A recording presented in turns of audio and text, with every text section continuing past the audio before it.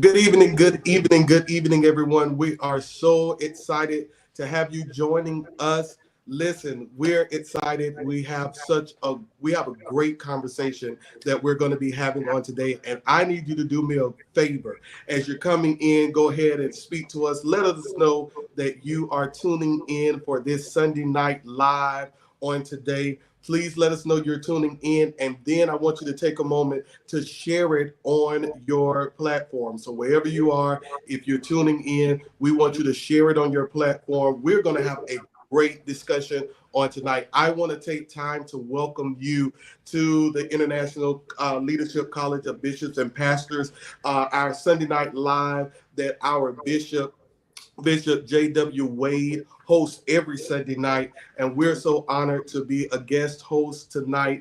We're standing in, holding up his arms as we continue to run with the vision that he has put before us as it relates to the College of Bishops. The College of Bishops is designed to equip and to train leaders.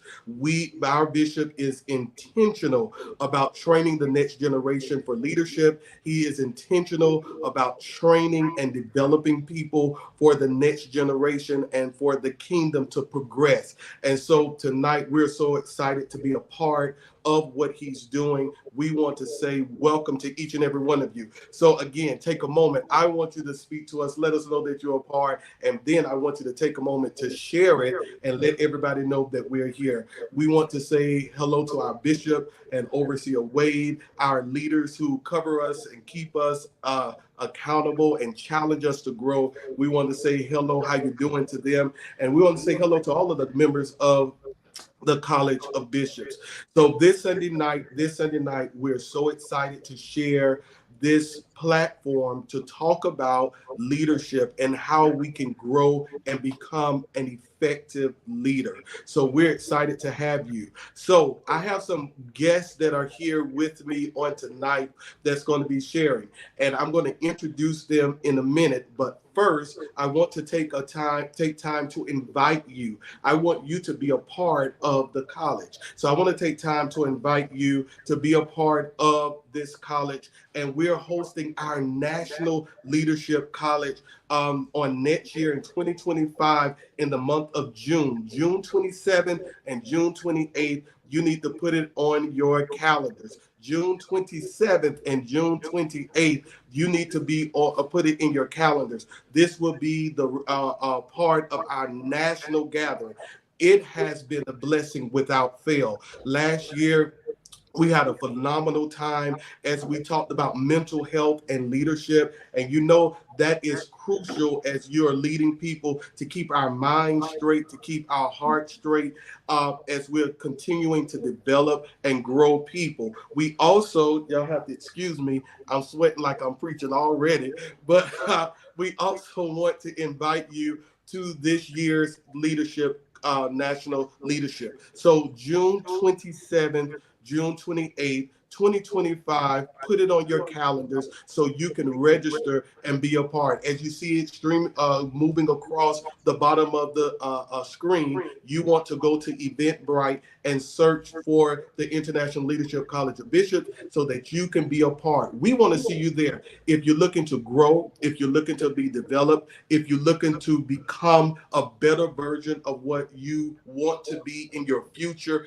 we invite you to be a part of the college. We want you to take time out and invite somebody else. If you're a pastor, bring your leadership team. If you're a bishop, bring your pastors that's up under you and come be a part. On June 27th and 28th, we want to see you there in the College of Bishops. So we want to see you there. I want to see you come and be a part of what God is doing. So as we continue in the spirit of our leader, we're continuing to talk about the development of leaders. If you follow Bishop Wade, you already know that he has a heart and a vision to take people who are looking to be better leaders for the kingdom of God and to grow and to develop. So I want you to take that in mind as we talk about how to follow.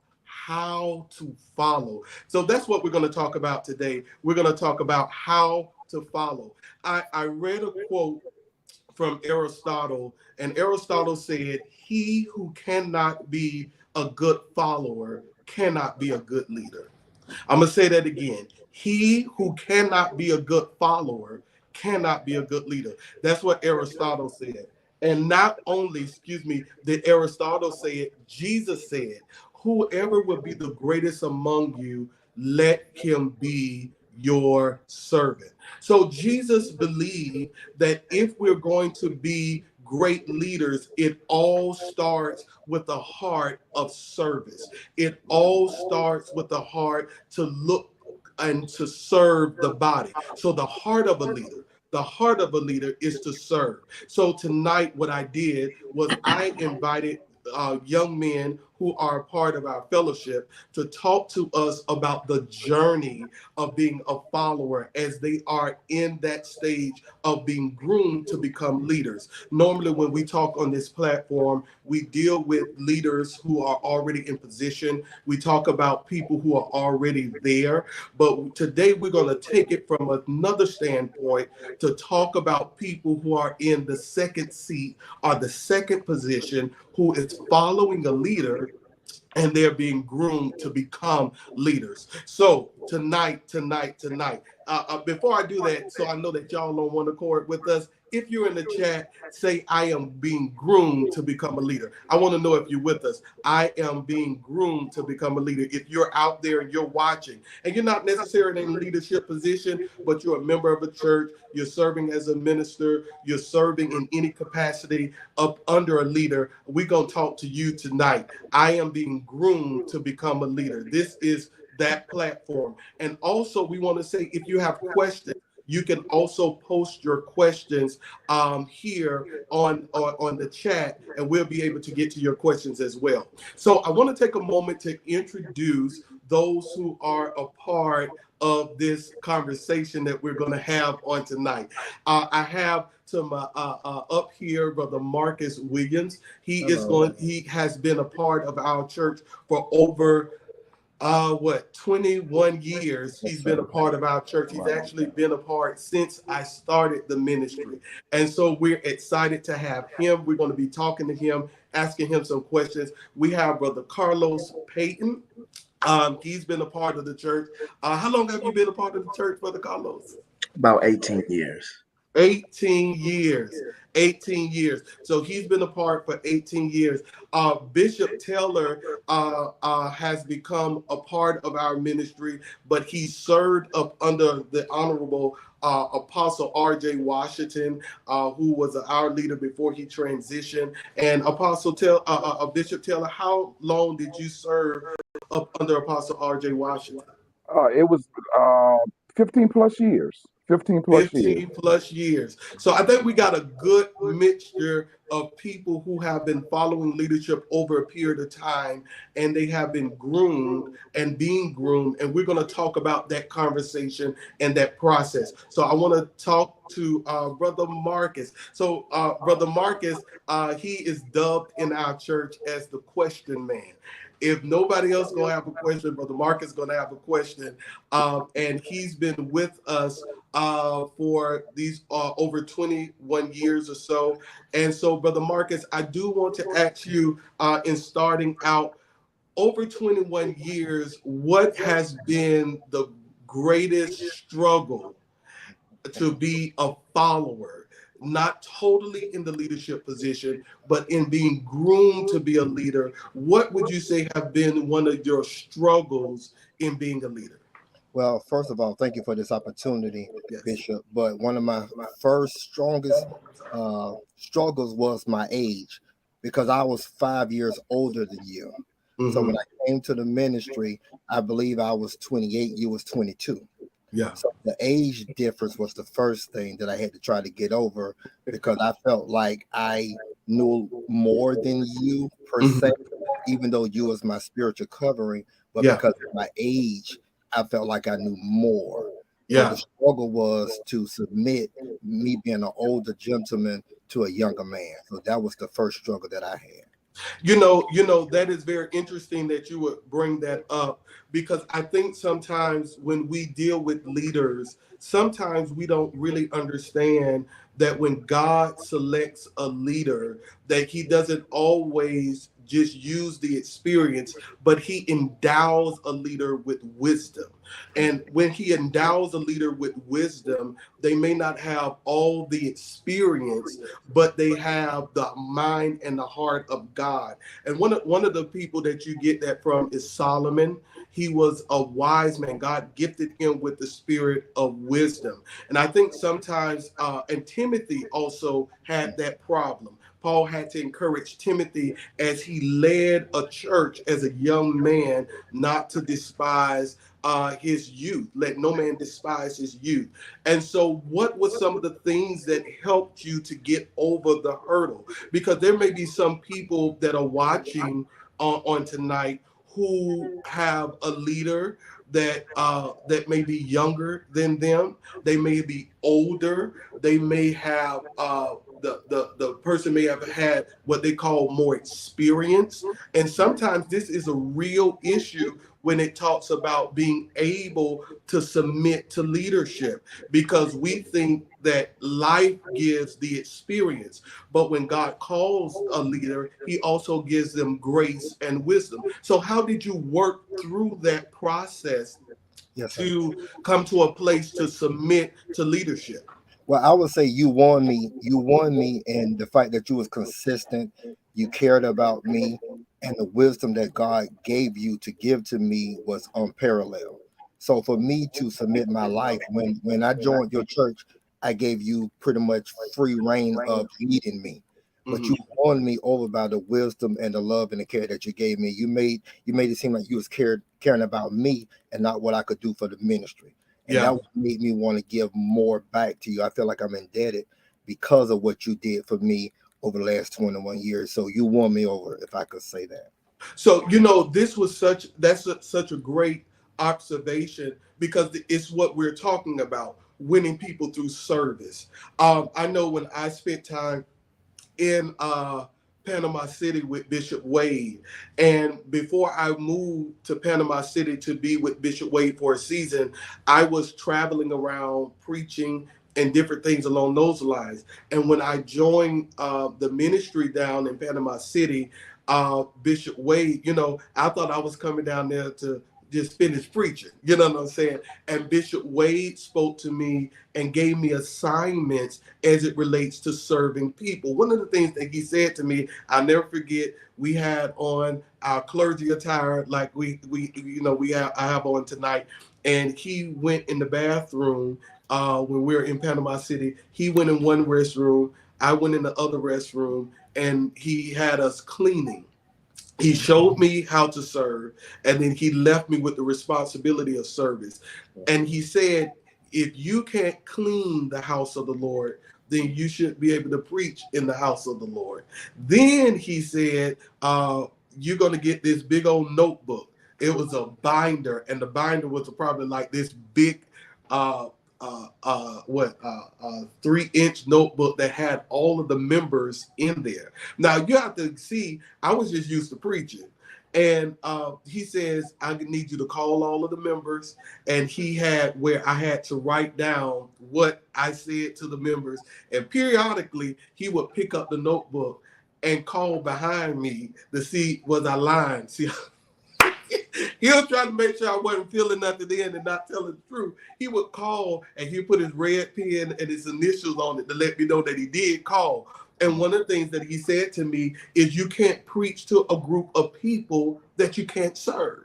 That's what he was trying to tell me. He said, you can't preach to a group of people that you can't serve, because if you can't serve the people that you're getting ready to preach to, then you're going to use the audience for your own attention and not the intentions of others. So that's one of the things that he taught me, that I try to transfer, which is what helped me win you by what you're saying, service. And so this is very important. All of you that are watching in the chat, I want you to put in there, we win through service. we win through service. If you're a leader and you're trying to win people and you're trying to develop people, teaching is great.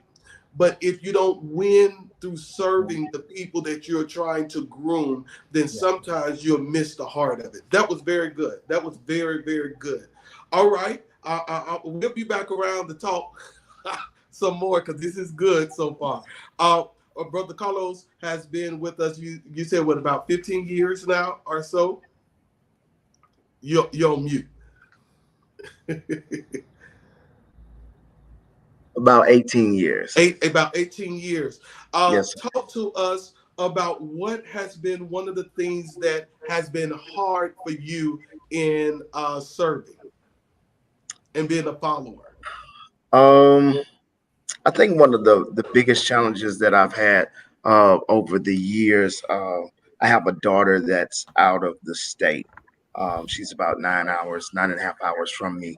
And that's been a challenge to stay here and serve and follow and stay where I believe God has called me, and not go and be close to her. So it presents a barrier in our physical contact, but I believe that this is where God called me. So that's just been a challenge over the years. Just always thinking about that, and if I was closer and that type of thing. So that's been one of my challenges. So I think this is so good because I think one of the things that we have to teach and say to people that the way we serve or how we serve may not always be in the ideal circumstance. Sometimes, we have to find ways to serve while life is still happening. And one of the things that, as I watched you serve, and you go see your daughter and check on her and different things like that. But one of the things that I think I've watched is how God has taken care of your daughter while you serve. And I think it is so important for us to understand that while we're serving, life happens. Different things happen. Things are not always ideal. And sometimes it's hard as a follower of God and a follower in the vision to remain faithful while life is going on.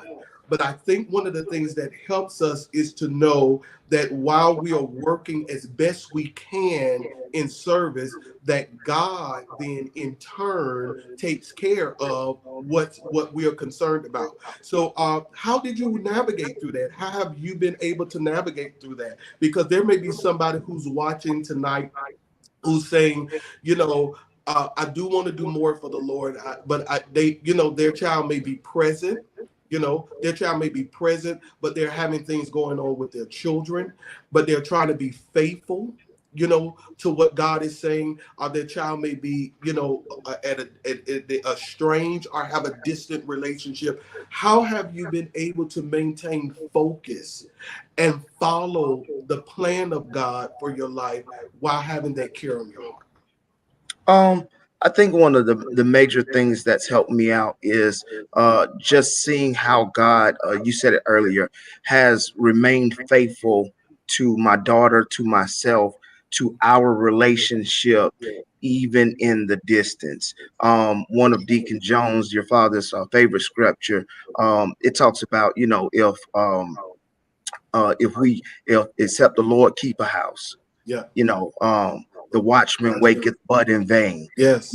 So even if I was close, if I'm not in the will of God, my closeness is still not going to be the will of God, and it's still not going to provide what I think that I'm trying to provide for her. Yeah. So because I know that I'm in the will of God, because I know that I'm doing what he's calling me to do, then I trust him to maintain the relationship. We have a wonderful relationship. When we get together, we have a good time. And it's almost like we don't miss a beat. And I just have to trust that process. Sometimes it gets hard. Sometimes when she goes through things, but God always makes a way. He has people set in place, wonderful support system, family there, that can put hands on her when I can't. And I just feel like that's God's faithfulness, Yeah. because even though she's not close to me, there's somebody that can get to her. I can always get in contact with her.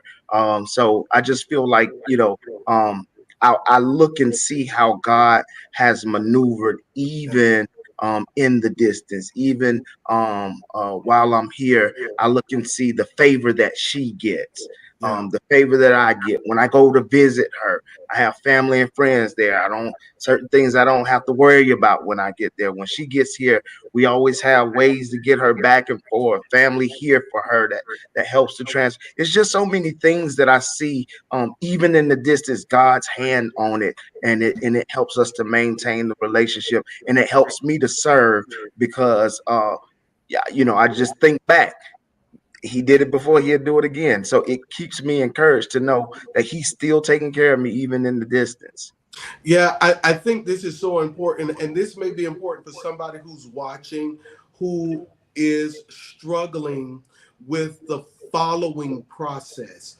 There's a story in the Bible where these people came to Jesus and they said, I want to follow you.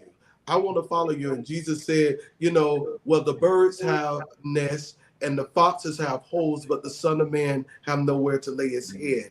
And then Jesus looked at another one and said, you come follow me. He said, well, Lord, let me go and take care of my father first, and then I'll be back to serve.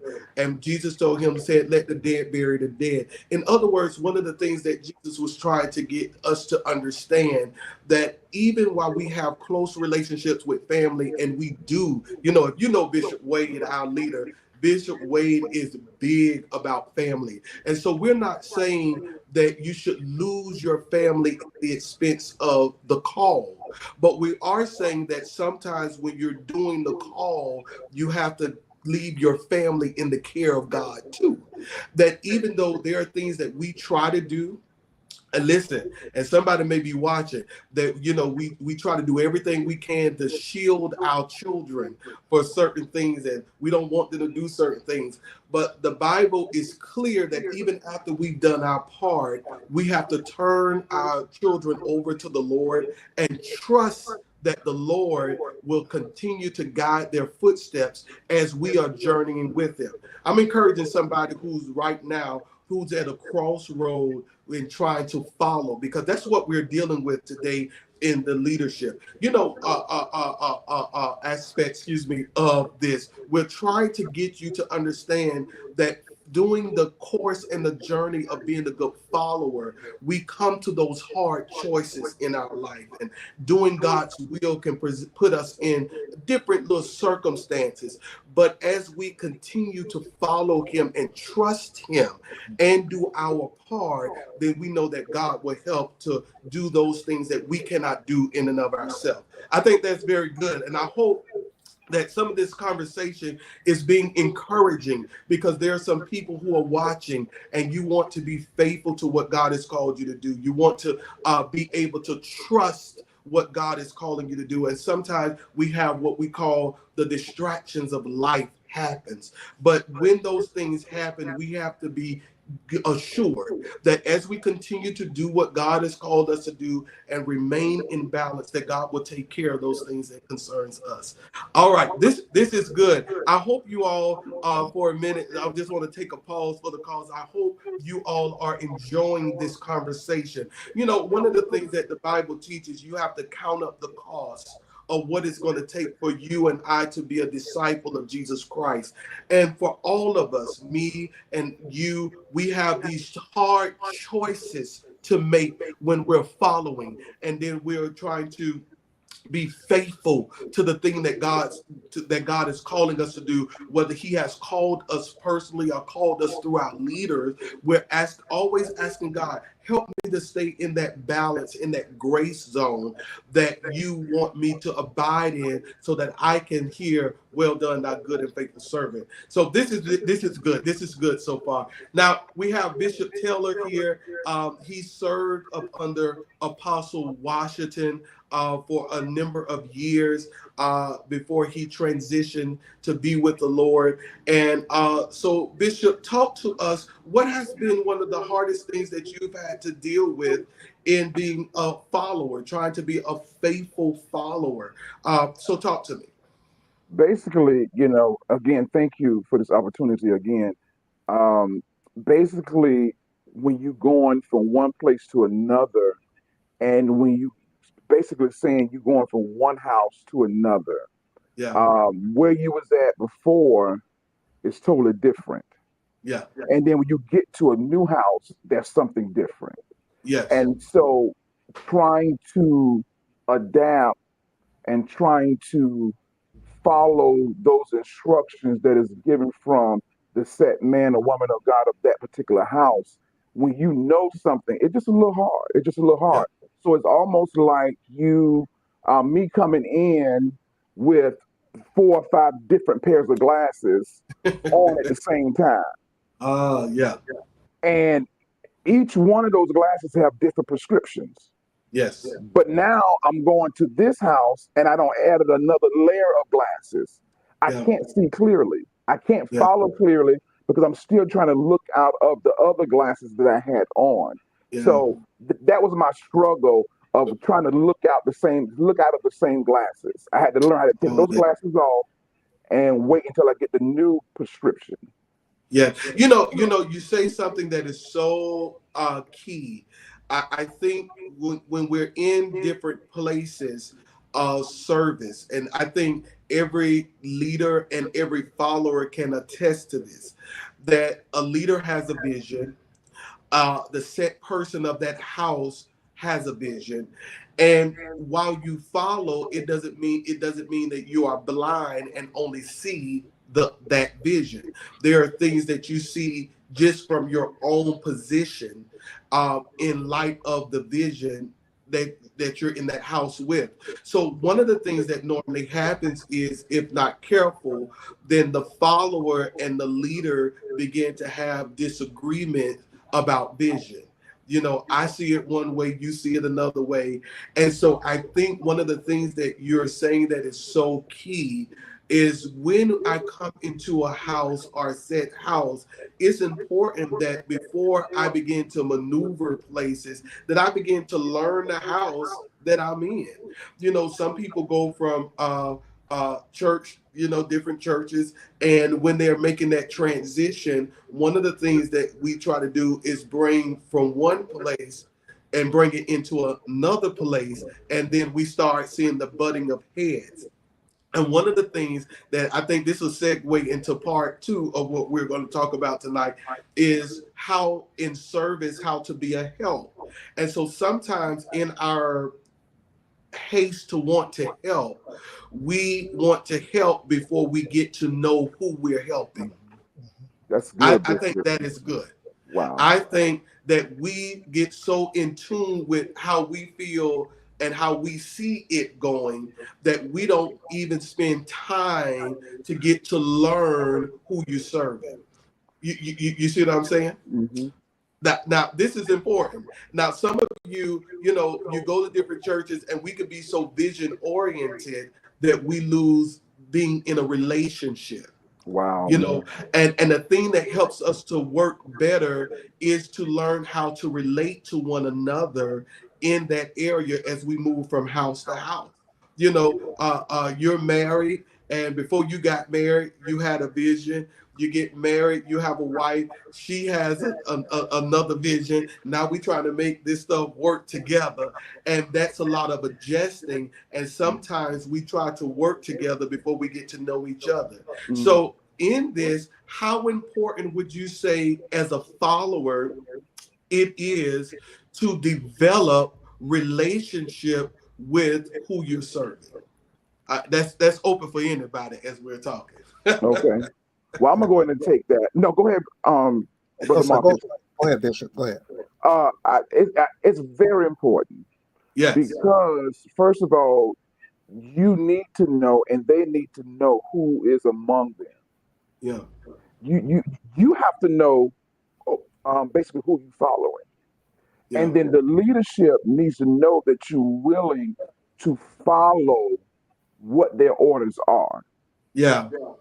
It's not a science to it, and I think one of my things was I made it difficult because I still wasn't seeing clearly. But Mm-hmm. after I sat down and I first of all I consulted God and said, God, what is the vision of this house? Mm-hmm. What is the vision? And so I'm not going to just take this just for the house of God, but even me transitioning from one career to another or one employment to another, Yes. I everything changed. Even though I may have been in the same field, but one school may have said something different, or one organization said something different. And yes, it was good for over here, but it wasn't good for over there. Yeah. So I had to figure out, and I did that by fellowshipping and by asking questions, praying Oh. and consulting God. God, what is the vision of this house? Or, sir, ma'am, Yeah. what is your vision? Yeah. What would you have for me to do? Yeah. Yeah. So I hear you saying one of the ways to make that transition to be a good follower is to number one, ask the vision of the place you're in. I Correct. think, what I've discovered is we think our gift is the vision. Mm, So when people join different things, they think the vision centers around their gift and not their gifts should work with the vision. And so when I join different things, I can sometimes I only see what I want to do or I can do. You see what I'm saying? And I don't know how to look around at the whole and to see how does my gift work with the vision and not center the vision around my gift. This is very important. Somebody need to put that in the chat. My gift is not the vision.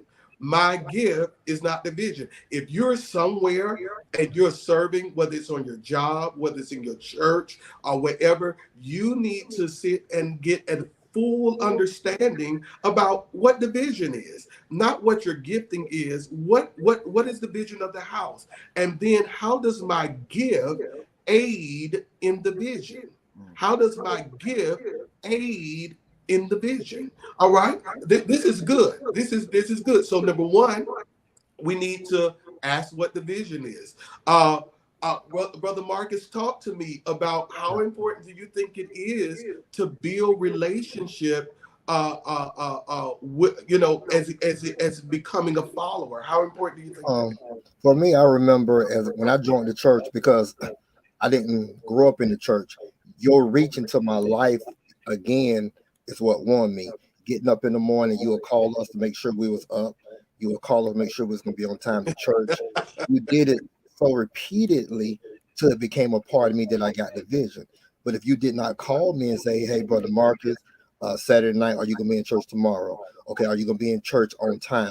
If you didn't put that in me to give me the vision, I couldn't carry it on my own. Yeah. So it was your instructions at 8 o'clock service, 11 o'clock service, 6 p.m. service, the better meeting, all this structure, put it in me. So it made it easier for me to perform the vision because of the instruction. But again, it was a lot of discipleship where you actually called, that was the personal touch. You being the bishop didn't have to call necessarily, but you called and you text and you checked and you follow up on. So it got part of me that I didn't want you to call as much because I was like, Bishop, I got it. Yeah. I think this is so good to talk about because sometimes in leadership, we forget that our job is to develop, and so subtly sometimes a leader, and this is one of the things that I can say, I'll just speak personally. One of the things I had to learn was while God has given me a vision for the church, that I have to begin to show the expectation of that vision by showing, for instance, you come in, people may not be used to accountability. Somebody ought to put that in the line. If you're not used to accountability, I can teach you what accountability means. I can tell you what it means. But then when I say to you, hey, it's, as you said, when we first started, I called, hey, church is tomorrow. Are you prepared for worship? Will you be here tomorrow? Talk to me. What me calling is teaching what I expect. If I don't spend a period in the teaching and the discipleship, then sometimes as a leader, we're looking for a harvest for a seed that we never planted. So many of us are looking for things as leaders, as leaders of organization, leaders of churches, and different things. We're looking for a harvest and even believing God for a harvest on things that we never planted in people. You can only expect the harvest when there's a seed that has been planted. And sometimes the seed is not just teaching from the pulpit. Sometimes it is in the holding me accountable. Did you do such and such and such? No, I didn't do such and such and such. Well, why didn't you get such and such done? Because of such and such and such. Well, when that come up again, this is how you handle that so that you can be better the next time around. I think this is so important that we begin to say to people. I reflect about my time at Panama City with Bishop. I think he would study me, and I didn't know he was studying me. Because I was so busy again, just working on one aspect, which was my gift. And I'll never forget one time we were getting ready to leave the office, and he grabbed my hand and he kept shaking my hand, and he kept saying, "All right, Bishop Jones, everything going all right?" It was Minister Jones then. "All right, Minister Jones, everything going all right?" And I was like, "Yes, sir, everything is going good." I never realized, right, that I didn't look people in the eye when I talked to them. But he, as my leader, saw that I didn't do that. And he's now going to teach me, not just say, look people in the eye when you talk and then leave it alone. He kept holding my hand and kept shaking. I was like, "Bishop, let it go, let it go." He kept holding my hand and shaking it until I kept looking at him. And then he kept working to make me have a conversation with him. "So how is everything going? How is everything?" He was trying to break something in me that I had been trained. You see what I'm saying? That I've trained myself to do. So when I am building a relationship with my leader often asks me to do things not just for task's sake, but to break certain traits on the inside of me so that I can become a better leader. There are things that somebody may be watching tonight that your pastor and stuff is asking you to do, and you're saying, "Oh, that's beneath me. I don't understand why they keep asking me to do that." Well, it may not be in what they're asking you to do. Maybe God has a whole nother agenda that he's working on in what he's asking you to do. And I want you to be encouraged that when your leader is asking you to do some things that may not make no sense to you, because you can't see how it makes sense, because you're seeing it one way, I would submit to you, maybe it is not the task that you've been asked to do. It's something in the task that God may be working on. This is good. All right. I hope you all are enjoying our conversation, because our time is going by so quick on tonight. Brother Carlos, talk to us about how important do you feel building relationship is in being groomed as a leader? I think it's very important. One of the things that I feel is very important as a follower is to have the scent of my leader. Whenever I go somewhere, someone should be able to tell that that's who I've been fellowshipping with. I think that uh, in developing, getting the scent of my leader, it helps me to take the load off of my leader. Elder Marcus and I, we have little signs that Bishop does that he doesn't say anything, he just does a certain motion and we know what that means. And that's from studying the leader. That's from being in relationships. Certain facial expressions might mean some kind of discomfort or something. But that's from being with my leader, and hearing the mindset of my leader, knowing that at some point I have to act in the stead of my leader. So if I don't develop a relationship with my leader and get an understanding, being able to feeling comfortable enough to ask certain questions, paying attention in that relationship to just understand the train of thought of the leader, so that I can lighten that load, so that m- uh, my leader can understand me. One of the things that I wrote down when you asked the question is, building that relationship helps to develop pattern. You did an example today in church when you were exchanging, talking about relationship. It develops a pattern, and in that relationship, when my pattern gets off, when I'm starting to do something and I deviate from what's the normal relationship, says, okay, something is off. And then I get the question, are you okay today? Or, even with my leader, if something is off, because we have a pattern, a consistent way of behaving to one another. If my leader is off, then I say, hey, Bishop, you all right today? Or do you need anything? It helps me to know. So that relationship is just strengthening the union, and then it allows better service, I believe. There is a scripture in the Bible. It's one of my favorite. I got a lot of them, but it's one of my favorite. The Bible says to know them that labor among you. But the word know is audio in the Greek. The word know in the Greek has very, you have gnoskos, you have audio, but audio literally means to watch and observe. So when the Bible is saying to know them that labor among you, one of the things that build the relationship is communication and learning how to watch. The Bible says it this way, even when concerning marriage. The Bible says that this man needs to dwell with his wife according to knowledge. You see, so the man has to become a disciple of his wife in order to treat her better. And the wife has to become a disciple of the husband in order to know how to treat him right.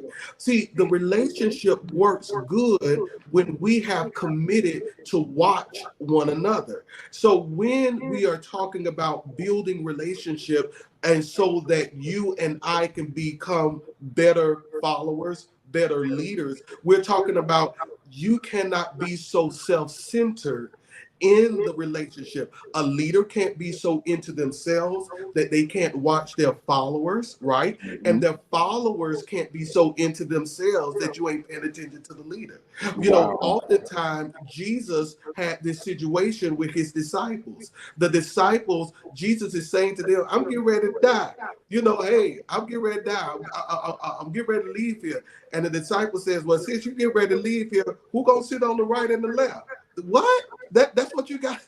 Let me Mm, behave. mm, Do it like that's what you got out of what I just said. I just told you I am getting ready to go up and give my life, and the only thing you heard out of all of that is who gonna sit on the right and who gonna sit on the left. When two people, a leader or a follower, are self-centered, then we don't know how to hear one another as we're working together. yeah. So relationship is everything. Anything else y'all want to add on to this? Because our time is like just going so fast. But anything else you want to add to this? I will say, Bishop, one of the things as you were talking, that came to mind is building that relationship also helps me to anticipate the need, Mhm. Yeah. to kind of jump in front of problems, jump in front of a need. As the relationship is built, I'm able to anticipate needs a little better. Yeah, and that's just so important. If you're married. My mom and my dad were married for near about a little bit over 40 years, and one of the things that I learned from them is I would go ask my dad something, he would say, go ask your mom. Then my mom knew what my dad was going to say. So she said, go back and ask your dad.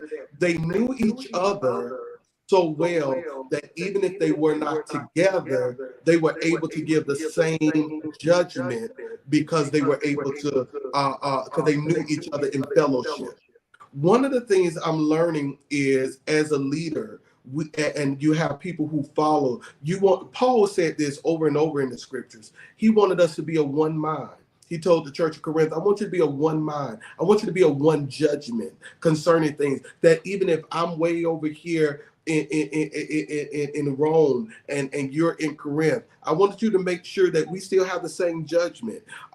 If you're over there in Ephesus and I'm over here in Thessalonica, I want us to have the same judgment. See, one of the things about being a good follower is we're not asking you to be a duplicate of who you're following.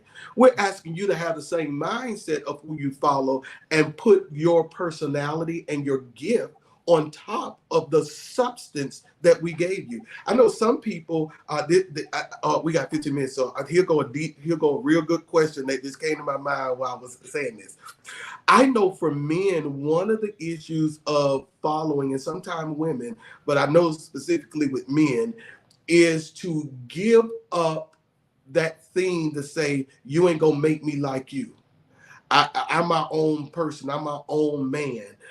I got my own way of thinking. Sometimes that becomes a barrier when we're trying to make the transfer. And this could be on your job. This could be in the church.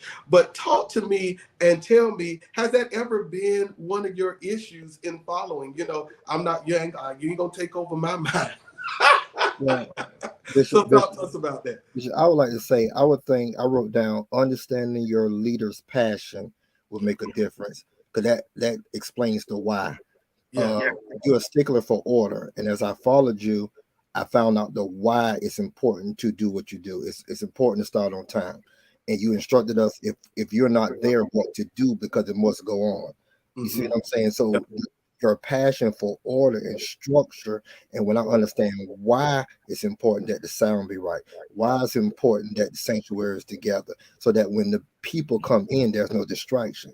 So that puts it in me because it's important to you. So I would say understanding the leader's passion will give you the reason for the why. I'm laughing because as you're saying this, I'm reminiscing about being in Panama City again. And part of my assignment was to make sure that the sanctuary was in order. And Bishop Wade, Bishop Wade, at that time, we was in the storefront, and Bishop Wade would pull out the yardstick and make me measure the chairs and the spacing. He would tell us the chairs need to be such and such inches apart. And he put the stick down there and he would say, you need to make sure this is measured. Don't slop it together. This is the Lord's house, and the Lord's house should be represented in excellence. It took a while for me to get that because I didn't understand the why behind it, but as he kept talking and explaining why he did what he did, then I began to understand, and I worked from another standpoint. I worked from you just giving me orders to me understanding why this order is important so I can fall in suit with what you're saying. And I think what you just said is very important. And this is one of the things I would say to anybody who's watching and you want to be a great follower. Ask questions. Y'all know I'm big on that. Ask questions. One of the things our ego would make us assume we know, and we don't want to ask questions because we don't want to appear a certain way. But a great follower will ask questions. Ask Jesus' disciples. He'll have a whole lesson, and at the end of the lesson, they'll go out in secret. They say, hey, we heard you teaching about that, but we didn't get that. Can you explain that again? I think that is so important. If you're going to be a great follower and a great asset to your leader, do not be afraid to ask your leader questions. All right. So thank you for sharing that. Talk to us. Have you ever had that thing of fear of somebody trying to control my mind, take over my mind? Talk to us about that. If there has ever been a concern of yours, because somebody may feel that way as they're dealing with leadership right now. They trying to make me be like them. Let's talk about this because I think this is important. Yes, sir. I think earlier on in ministry, I kind of struggled with it. Um, and as I grew and mature, I found that the struggle was because I came in thinking that I knew something. Mm-hmm. Mm-hmm. I came in with the mindset that I know what I'm doing. Yeah. And the more I hung around, echoing what Elder Marcus just said, the more I figured out the why. The more you told me the why, the more I realized you don't know. Um, you need to let somebody help make you, because what you know, you done learned it wrong. Half of that is half cocked and not right. So as you would give understanding, and one thing that I can say about you is that you are a stickler for giving us understanding, helping us to know why I do not just do it, not just follow behind me and just do what I do, but let me let you know why I'm doing it, so that we can make sound decisions, like Elder Marcus said, in your absence, and know the importance that this serves to the body and to the ministry of people. So I think, like I said, when I first started, I did have that thing that you're trying to shape me to be like this or be like him. But then it wasn't so much, as I developed, it wasn't so much that you were trying to shape me to be like you. Like Bishop Taylor said, this is where I'm serving over here in this house. This is how this flows, and this is why this flows like this. This is our goal for flowing like this is what we're trying to do. So then once I understood that, and understood how important it was to fit into the body and to fit into my local assembly, then it helped me to understand, okay, he's shaping me, and the principles that I learned, I can take them anywhere and Yeah. serve. The principles that I learned, the why, helped me to say, okay, this is a train of thought that even if I'm in another house, you Yeah. take this over here. You don't cross your leadership. You follow this. So it's just, as I developed, I knew that it wasn't that I was being shaped to be you, but I was being shaped to be an asset to the ministry through you. Good stuff. Bishop, And yes, sir. I'm just shaking my Oh hand. yeah. Listen, Woo. we're gonna have to wrap this up. Our time has come and gone, and I finally stopped sweating. But our time has come and gone. I want you all to prepare a one-liner that you would want somebody who is following, who is learning how to follow. Prepare a one-liner to what would you say to them? What's something that you would say to them that they can have in their hearts, so that they can continue to be motivated, to continue to be a good follower? And I'm gonna come back to that. Listen, I hope that you have enjoyed our conversation. I want to say thank you to our bishop and our overseer Wade for allowing us this time to share. Okay. How to share. I was reading this question, how to share, excuse me, in this whole thing of becoming a leader while you're following. I hope you've been blessed by it. I want to encourage you. Listen, for more conversation like this, I want you to join us in the college. You got to be in the college. Yeah. Listen, it's a great blessing. It will be a great asset to your life. Next year, you need to make plans to join us in the national gathering, and that's on June 27th through the 28th. You need to be there. You need to go to Eventbrite like right now, and you need to go ahead and register to be a part of the college. I said like right now, like Right now. while you're sitting here, look on your phone, go to Eventbrite, and do it right now and register to be a part of the college. I know it's next year, but go ahead and sow that seed and get in it so you can have your seat. Because more conversations like these we're going to have so that we can continue to grow and become. It is the heart of our leader, Bishop J.W. Wade, that you and I grow and become so that we can help reach another generation. That's what the college is all about. That's the heart of our bishop. He would give us those 7 pillars. Listen, I'm telling you, you need to get here. You need to be a part of this. And again, we appreciate our leader, Bishop Wade and Overseer Wade, for having this opportunity. So while you prepare your one-liner, can you throw that question back up there for us real quick? Let's see what we can do, and then we're going to take this one-liner and we're going to get on out of here. How do you handle the situation when you don't get the why? So here's what I've learned. I don't think sometimes we don't get the why. I think sometimes we may not agree with the why. And when we don't agree with the why, sometimes we will label it as I don't understand it. It's like God giving you information, and he tells you why he's doing it. And you're like, well, I don't get that. When I say I don't get it, it's because I got a way I already got. I know it's not proper English, So when I say I don't get it, it's because I got another way. And what I've learned is in order to embrace the why, you got to give up your other why to receive the why. Now, if the leader is not communicating it in a way that you truly want to understand it, one of the things I say to our leaders, just keep asking questions, go deeper with your questions so that you can get the understanding that you're trying to get. So I would encourage you, I asked the question, okay, I didn't quite get that. And the leader may say, well, what part of that didn't you get?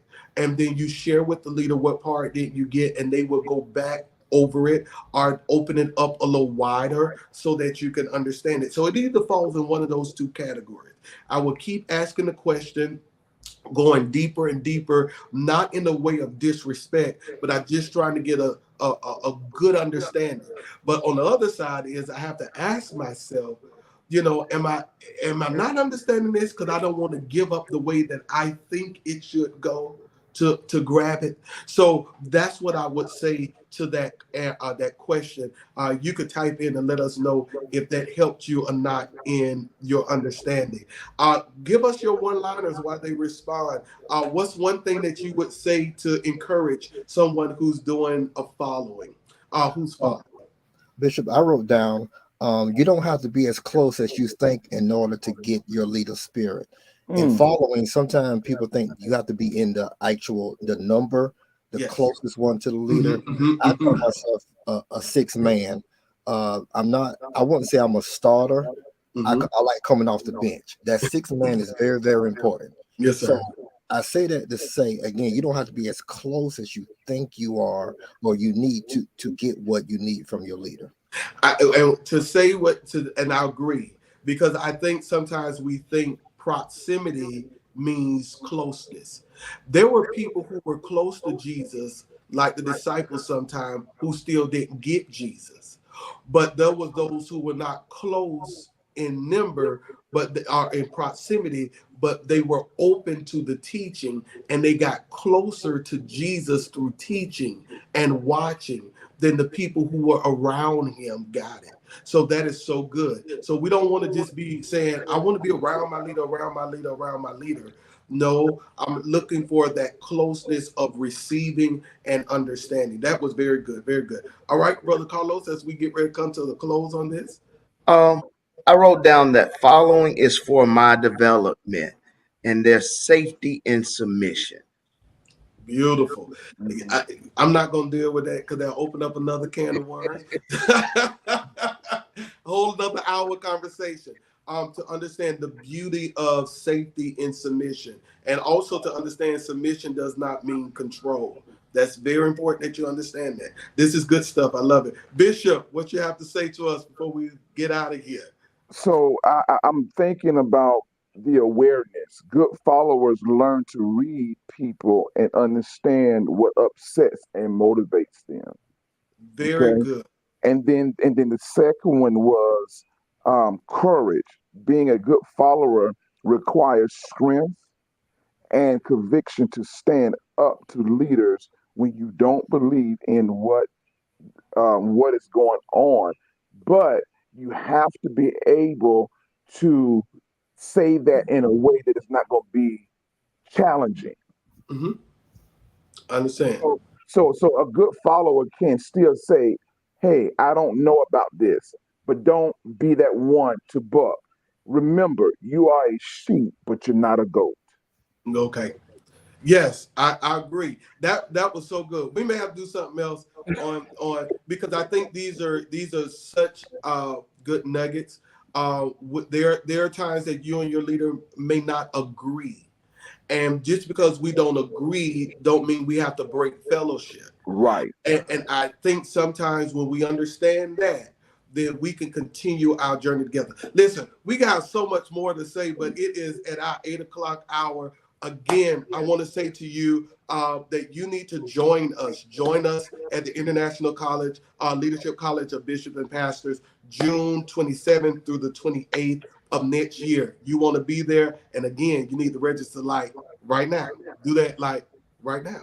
All right. So make sure you're a part. I pray that some of the nuggets that we shared on today will allow you to continue to grow and us to continue to grow too, because we're talking together. We're not talking at you. We're all right. growing together so Yes. that we can continue to be great followers. Why? Because good followers make good leaders. I want you to have a great night. Thank you again, Bishop Wade. Thank you again, Overseer Wade. Yes. We're so glad for Thank you as you. our leaders. We're praying for you. Good night to everyone. Thank you for joining us. Have a great one. Amen. Thank you.